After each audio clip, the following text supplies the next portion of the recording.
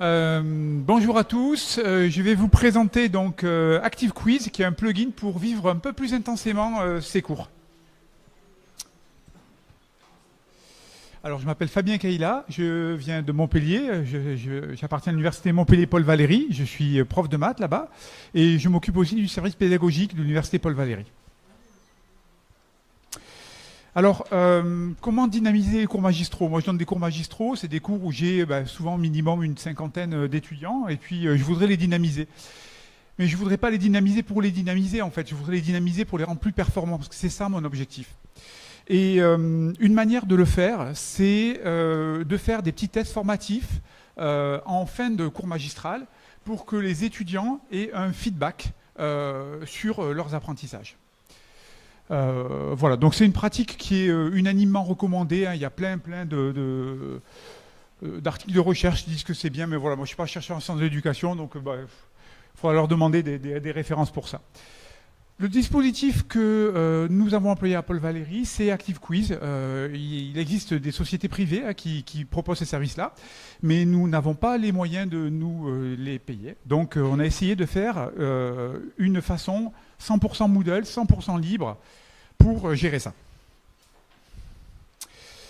Alors, ActiveQuiz, c'est un plugin qui existe depuis quelques années, qui a été développé par une université américaine, et ils sont arrêtés de l'actualiser à la version 3.9. Donc nous avons travaillé avec une société pour faire une version compatible 4.1, et puis là, pour une version compatible 4.5, elle est au point, là, la 4.5.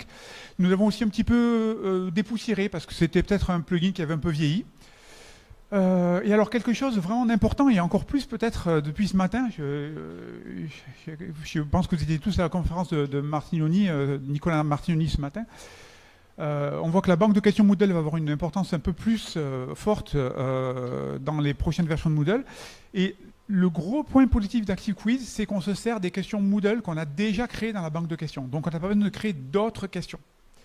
Donc ça, c'est un gros point positif pour moi, en tout cas, qui est déjà des centaines de questions créées.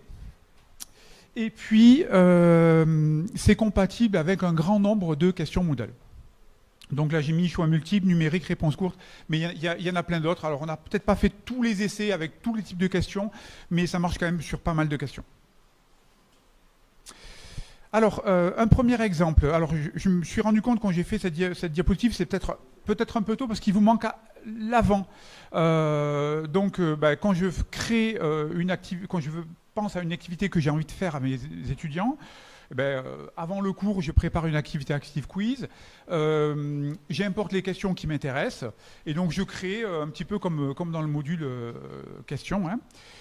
Et puis en cours, je dis aux étudiants, connectez-vous sur votre cours Moodle, connectez-vous à l'activité ActiveQuiz, et puis moi je lance cette activité, et ensuite apparaît la question. Donc là c'est la première question. On voit qu'il y a plusieurs bandeaux. Il y a un bandeau où il y a quelques actions que je peux faire, comme terminer la question, afficher les réponses, etc. Un second bandeau, nombre de tentatives sans réponse. Là, il y en avait 13 au moment où j'ai pris le screenshot. 13 tentatives sans réponse. Et puis, il y a la question. Ça, c'est la version enseignant, donc c'est ce que je projette. Et l'étudiant a presque la même version, sauf qu'il n'a pas nombre de tentatives sans réponse, et puis il n'a pas les opérations. Voilà.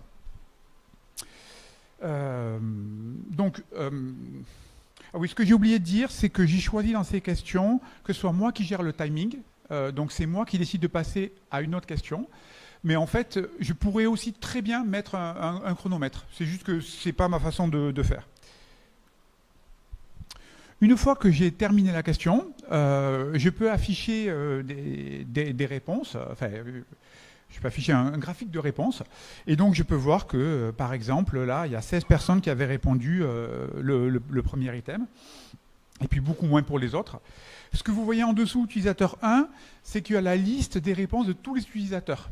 Ce n'est pas forcément très pratique à ce stade, mais voilà, c'est comme ça que c'est présenté. En tout cas, grâce à ça, je peux faire je vois assez bien si mes étudiants ont compris ou pas. Je peux aussi afficher la réponse juste.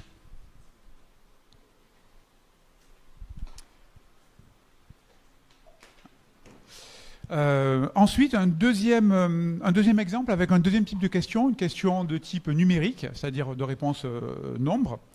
Voilà, donc le premier bandeau, le deuxième bandeau, c'est les mêmes ou presque. Et puis, bon voilà, bon, je pense que vous comprenez tous comment ça fonctionne. Donc les étudiants peuvent remplir sur leur ordinateur ou sur leur téléphone portable. Et puis, quand suffisamment d'étudiants ont répondu, ben, je peux passer à la correction. Je peux voir toutes les réponses des utilisateurs. C'est pas super pratique parce que si on a par exemple 50 personnes qui répondent, ben, c'est pas évident de voir. Et donc c'est pour ça qu'on a fait travailler avec la société qui a mis au jour ce plugin.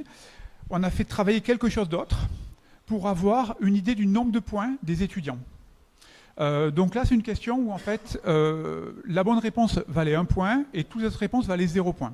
Et donc sur le graphique, on l'a partagé en quarts, de 0 à 0,25, de 0,25 à 0,5, de 0,5 à 0,75 et de 0,75 à 1.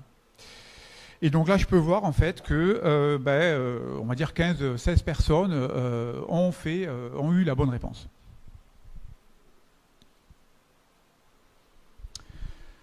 Un troisième exemple, réponse courte. Les réponses courtes, c'est des textes, en fait. Voilà. Donc là aussi, les deux premiers bandeaux sont les mêmes.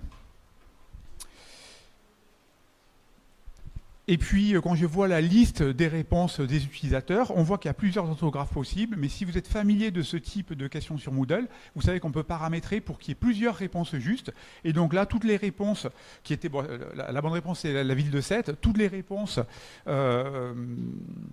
avec une orthographe différente étaient acceptées. Voilà. Je ne vous ai pas montré le graphique, mais c'est exactement le même. Il fonctionne aussi. Et quand j'ai terminé ma session, je peux voir en fait les points qu'ont eu les étudiants. Je peux les classer. Mais alors là, par contre, ils ne sont pas anonymés. Donc bon, j'ai mis un petit cache là, vous le voyez. Mais donc je peux voir, je peux faire un classement si j'ai envie de le faire ou pas.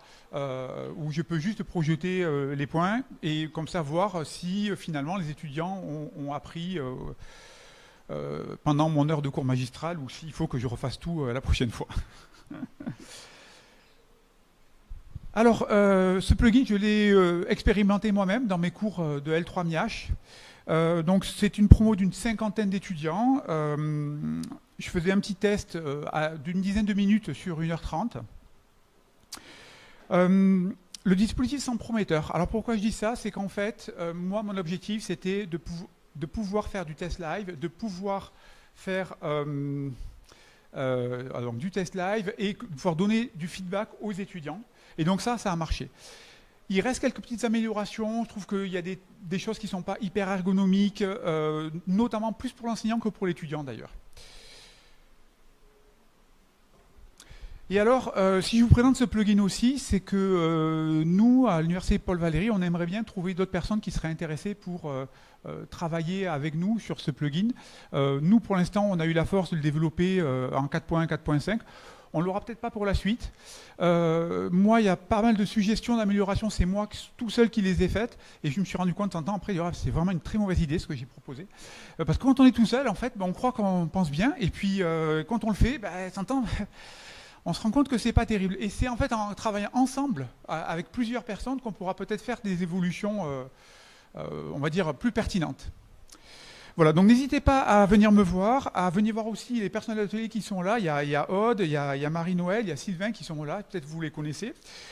N'hésitez pas à me contacter, je peux faire en visio une petite démonstration si vous voulez. Et puis voilà, si un jour vous installez le plugin, on pourra travailler ensemble. Merci beaucoup.